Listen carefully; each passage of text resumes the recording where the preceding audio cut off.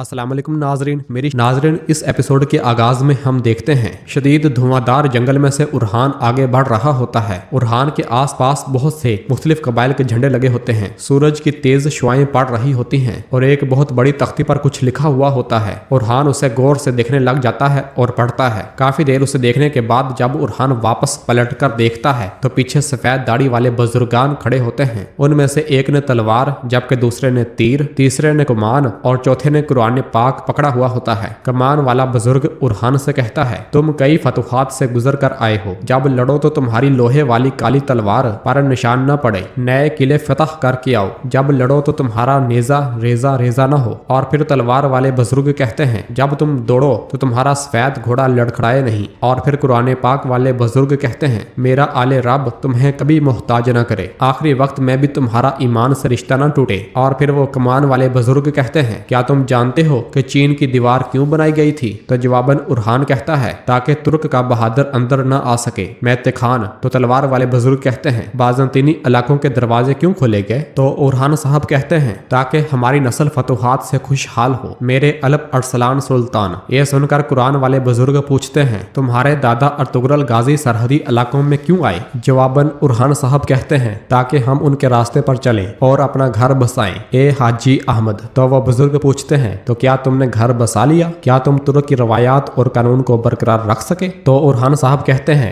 जब तक ऊपर नीला आसमान न गिर जाए और नीचे काली जमीन न फट जाए। जिस वतन को हमने बसाया है, जिन रवायात को हमने दिल में नक्श किया है, उन्हें कौन तबाह कर सकता है? जो रवायात से भटकता है वो रास्ते से भटकता है, और जो रास्ते से भटकता है उसका वतन तबाह हो जाता है। उस शख्स का खून सबसे पहले मेरे लिए हलाल है। ये सुनकर कमान वाले बुजुर्ग कहते हैं, लेकिन तुर्क 1000 साल में पहली बार रियासत के बगैर रहा। और फिर तलवार वाले बुजुर्ग कहते हैं, मेरे दांतों और नाखनों से कायम करदा आखिरी रियासत सल्जूक पारा पारा होकर खत्म हो गई। और फिर तीर वाले बुजुर्ग पूछते हैं, क्या तुम्हें उम्मीद के लदे कंधे पर बोझ नहीं लगता? तो उरहान साहब कहते हैं, अगर मुझे जरा बराबर भी डर हो तो मेरी नस्ल खत्म हो जाए, मेरा गोश्त टुकड़े टुकड़े होकर जहन्नम की आग का ईंधन बन जाए। और फिर कुरान वाले बुजुर्ग पूछते हैं, तो फिर तुम कैसे इस रास्ते पर चलोगे? बाप को ही रोंद कर गुजर जाओगे? और फिर तलवार वाले बुजुर्ग पूछते हैं, क्या तुम अपने भाई को कुचल कर आगे बढ़ोगे? क्या तुम अपने सरदारों पर हमला करोगे? यह सुनकर उरहान खामोश हो जाता है, जिसे देखकर कमान वाले बुजुर्ग पूछते हैं, जवाब दो, क्या तुम अपने बाप को मारोगे? क्या तुम अपने हाथ अपने भाइयों और सरदारों के खून से रंगोगे? तो उरहान साहब कहते हैं, जो रवायात की पैरवी करता है वो दादा कुर्क की बरकत पाता है, और जो रवायात के खिलाफ जाता है वो अपने अंजाम को पहुंचता है। अबाओ अजदाद पर हाथ नहीं उठाया जाता, भाइयों से दुश्मनी नहीं की जाती, जिसे मुकद्दर की बरकत न मिले सरदार उसकी अतात नहीं करते। लेकिन मैं जानता हूँ कि एक म्यान में 2 तलवारें नहीं रह सकती। ये सुनकर सब बुजुर्ग एक साथ पूछते हैं, तो फिर तुम इस मुश्किल से कैसे निकलोगे? तो फिर तुम इस मुश्किल से कैसे निकलोगे? कैसे बगावत किए बगैर? कैसे कैसे अपने हाथ को खून से रंगे बगैर? कैसे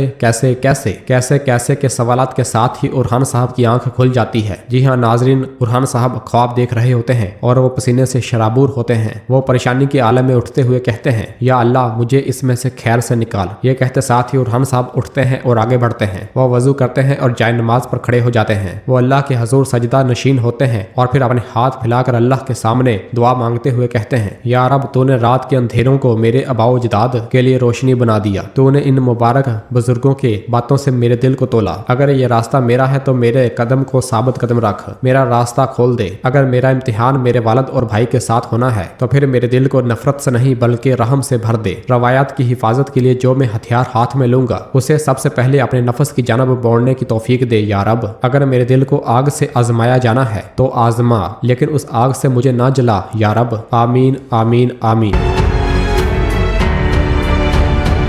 नाजरीन, फिर इसके बाद हम सुबह के वक्त देखते हैं बालाबान और तुरहान साहब के साथ भेड़ें उठाकर दौड़ लगाने का मुकाबला जारी सारी होता है। लोग उनके जोश में इजाफा कर रहे होते हैं और अपने पसंद के जानबाज का हौसला बढ़ा रहे होते हैं। जरकुताए बुरान, हरस्तियों, कासम और सुलेमान के साथ ऊपर खड़े ये सारा मंजर देख रहे होते हैं और लुत्फ अंदोज हो रहे होते हैं। कासम और सुलेमान भी भेड़ें उठाए हुए होते हैं। तुरान और बालाबान के पीछे तमीर बोगा और कारा खलील भी भेड़ें उठाए भाग रहे होते हैं। तैमूर बोगा कहता है, तुरान बहुत सख्त निकला, बालाबान बूढ़ा हो गया है। तो जवाबन बालाबान कहता है थोड़ी देर में इसका फैसला हो जाएगा। बुलंदी पर मौजूद जरकुताए, बुरहान, सुलेमान और कासम अपने अपने सिपाहियों के लिए आवाजें निकाल रहे होते हैं। भागते हुए तुरान बालाबान को धक्का देकर गिरा देता है और कहता है तुमने बहुत भाग लिया। बालाबान को देखते हुए जरकुताए कहता है बड़ी बात का अंजाम अच्छा नहीं होता बालाबान। बुरहान कहता है उठो, जल्दी उठो, ये सोने का वक्त नहीं है। और फिर कासम और सुलेमान भी बालाबान से कहते हैं उठो उठो, जल्दी करो। ये सुनते साथ ही बालाबान उठने की कोशिश करता है, जबकि उधर तुरान पीछे हो जाता है। जबकि तमीर बोगा और काला खलील एक दूसरे को धक्के दे रहे होते हैं और इसी धक्कम पेल में तैमूर बोगा अपने आप पर कंट्रोल नहीं कर पाता और भेड़ समेत घोड़ा गाड़ी में जा लगता है। काला खलील और तुरान भागते भागते रस्सी के साथ जा टकराते हैं, मगर तुरान साहब अपनी जीत का ऐलान करते हुए कहता है मैं जीत गया, मैं जीत गया। यह सुनकर खलील कहता है लगता है पहले मैं पहुंचा हूँ। यह सुनकर तुरान कहता है ओ जाओ जाओ, क्या तुम अंधे हो? चलो जरकुताए साहब से पूछते हैं। तो कारा खलील कहता है नहीं, जरकुताए साहब से नहीं, वो भी उस्मान साहब के सरदार हैं, वो फैसला नहीं कर सकते। यह सुनकर जरकुताए उससे कहता है अफसोस है तुम पर कारा खलील, तुमने मुझे झूठ बोलते हुए कब देखा है? और फिर बुरहान कहता है ठहरो ठहरो, शहजादों से पूछते हैं। चलो बताओ शहजादों, दौड़ का फातेह कौन है, उस्मान साहब के सरदार या फिर उरहान साहब के सिपाही? तो सुलेमान कहता है दोनों जीते हैं। और फिर कासिम कहता है वो दोनों एक ही वक्त में पार हुए हैं। ये सुनकर तैमूर बोगा कहता है माशाल्लाह माशाल्लाह। ये सारा मंजर देखकर पीछे मौजूद बालाबान गुस्से से कहता है अगर तुरान साहब ने बेईमानी ना की होती तो हम जीत जाते। और फिर जरकुताए शहजादों से कहता है चलो चलो हम चलते हैं। और फिर तुरान आगे बढ़ते हुए बालाबान को पकड़ते हुए कहता है तुम जमीन पर गिरे थे, शायद तुम्हारे सर पर चोट लगी हो। और फिर तैमूर बोगा कहता है हम पुराने सिपाही हैं बचे। यह सुनकर बालाबान भेड़ नीचे रखते हुए कहता है मैं इसे जरूर खाऊंगा। इसी लम्हे एक सिपाही कारा खलील को खत देते हुए कहता है ये कंत्राली ने भेजा है। खलील खत खोलकर पढ़ता है तो बालाबान पूछता है वो क्या कह रहा है? खत पढ़ने के बाद खलील परेशान होते हुए कहता है ये अच्छी खबर नहीं है, हमें उरहान साहब को खबर देनी होगी। चलो सिपाहियों, ये कहते साथ ही वो दोनों आगे बढ़ जाते हैं। जबकि दूसरी जानब हम देखते हैं कि जंगल में उरहान साहब घोड़े के साथ बैठा हुआ होता है और बुजुर्गों के सवालात की बौछार को याद करता है। ए बेटे, तुम इस मुश्किल से कैसे निकल पाओगे? कैसे बगैर बगावत किए? कैसे अपने हाथ को खून से रंगे बगैर? कैसे कैसे कैसे? इसी लम्हे अपने घोड़े पर सवार हुए नीलोफर वहां पे आ जाती है और घोड़े से कहती है देखो बेटे, तुम्हारे उरहान साहब कहाँ गायब हो जाते हैं? मैंने तुमसे कहा था ना कि हम उसे यहाँ ढूंढ लेंगे। तो उरहान कहता है शायद मैंने अपना चेहरा चांद जैसा बना लिया है ताकि मेरा डरपोक परिंदा मुझे ढूंढ ले। तो नीलोफर कहती है डरपोक परिंदा? तो फिर आओ, पर लगाओ और उड़ जाओ, देखते हैं कि उरहान साहब हमें पकड़ पाता है या नहीं। चलो चलो। वो आगे बढ़ती है तो उरहान कहता है तो तुम मुझे ललकारती हो, आओ देखते हैं। और इसके साथ ही उनके दरमियान दौड़ शुरू हो जाती है और वो दोनों खुशगवार माहौल में घोड़ों को भगाते ही चले जाते हैं। कुछ देर की दौड़ के बाद उरहान साहब आगे निकल जाते हैं और फिर अगले मंजर में हम देखते हैं कि नीलोफर उरहान के हाथ धुलवा रही होती है और उससे कहती है खैर हो इंशाल्लाह। तो उरहान साहब कहते हैं एक म्यान में दो तलवारें नहीं रह सकती, लेकिन दूसरी तलवार को म्यान से बाहर निकालने का मतलब है मेरे भाई और मेरे वालिद के साथ इम्तिहान। तो जवाबन नीलोफर कहती है उरहान, इस ख्वाब का बोझ सिर्फ तुम ही उठा सकते हो, मुझे तुम पर भरोसा है और मैं हमेशा तुम्हारे साथ हूँ। जब वक्त आएगा तो तुम कतन तनहा नहीं होगे। इसी लम्हे अपने घोड़ों पर सवार होकर कारा खलील और बालाबान वहां पहुंच जाते हैं और घोड़ों से उतरने के बाद उरहान साहब के पास आते हैं। खलील खबर देते हुए कहता है कुंतराली की जानब से खबर आई है, कोई अच्छी अलामत नहीं है। कारामान के साथ 1000 फौजी पहुंच आए हैं जो नहीं आने चाहिए थे और उनके सबसे बेहतरीन कमांडर उनकी क़यादत कर रहे हैं और हमें भड़का रहे हैं हजूर। और फिर बालाबान कहता है 7000? इस कदर आदमियों के साथ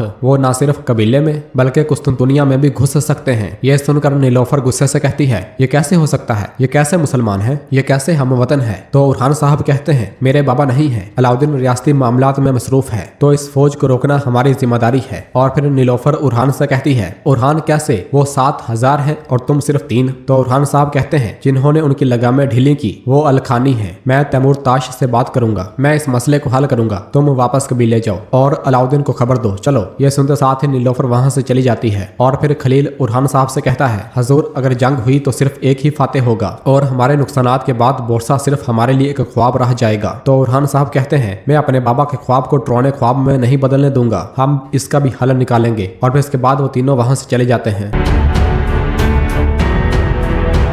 जबकि दूसरी जानब हम देखते हैं कि तैमूर ताश के ठिकाने पर लाशों का एक ढेर लगा हुआ होता है और वो उन्हें देखते हुए कहता है तुम जिस भी नौकर को मारोगे मैं उसके बदले तुम्हारे 10 सिपाहियों को यार हिसार की दीवारों से लटका दूंगा। ये सुनकर फलादियोस कहता है एक इतना बड़ा अलखानी गवर्नर जंग के नारे लगा रहा है और इंतकाम की कस्में खा रहा है, शुजात और बहादुरी का नुमाइंदा तैमूर ताश। ये सुनकर तैमूर ताश चीजें गुस्से के साथ इधर उधर फेंकते हुए कहता है क्या तुम मेरे गुस्से से हिस्सा लेना चाहोगे फलादियोस? और फिर इसके बाद वो एक नक्शे की जानब देखते हुए कहता है, मैं उस बेकार काई कबीले के लिए अपने हाथ गंदे नहीं करूंगा, वो काम तुम करोगे। यूं ही शहनशाह बोरसा पर हमला करेगा। मेरे मुसल्लह करदा तुर्कमान पेशकदमी करते हुए काई कबीले पर हमला कर देंगे और मैं कबीले से उठते हुए शोलों को यार हिसार से मजे से देखूंगा। तो फलादियोस नक्शे की जानब देखते हुए कहता है, मैं काई के दिल में अपना खंजर घोंप दूंगा, उस पहली सरजमीन पर जिसे उनके अबाओ जदाद अर्तुगरुल ने हमसे लिया था, सोगोत पर। जबकि दूसरी जानब हम कबीले में देखते हैं कि नीलोफर हलीमा के साथ आइकूत के पास जाती है। हलीमा पूछती है, क्या उसने अभी तक बात नहीं की आइकूत? तो जवाबन आइकूत कहता है, नहीं अभी तक नहीं की, लेकिन सिपाही उस पर पहरा दिए हुए हैं। और फिर नीलोफर हलीमा से कहती है, हलीमा काश तुमने शाम को खबर दी होती, उरहान चला गया है। तो हलीमा कहती है, मुझे अपने भाई का हौसला कम न करने की वजह से खामोश रहना था। मेरे भाई को भी यही वक्त मिला था जाने के लिए। अब मैं जानती हूँ कि उससे कैसे बुलवाया जाए। बाबा को जहर देने वालों से उनका क्या ताल्लुक है, हम ये जान लेंगे। ये कहते साथ ही वो आगे बढ़ते हुए उनके साथ दरसोन के पास जा पहुंचती है और उस पर टूट पड़ती है। दरसोन उससे कहता है, ए सरदार की बेटी,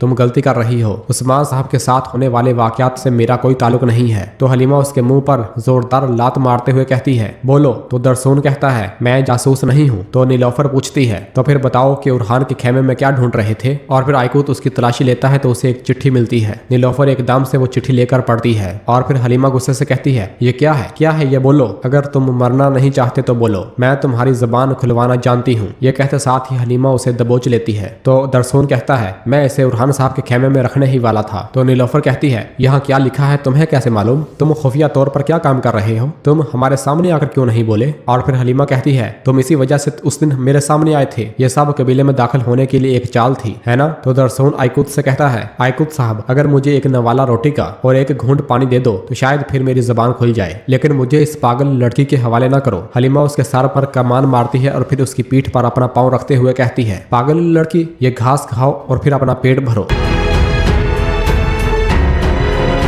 और नाज़रीन, इसी जगह पर एपिसोड खत्म करते हैं। मिलते हैं बहुत जल्द अगली एपिसोड के साथ। वीडियो को लाइक कर दें और जिन दोस्तों ने अभी तक चैनल सब्सक्राइब नहीं किया वो जल्दी से चैनल सब्सक्राइब कर दें और बेल आइकन घंटी वाले निशान को भी प्रेस कर दें ताकि आने वाले एपिसोड्स आपको आसानी मिल सकें। दुआओं में याद रखें। अल्लाह हाफिज।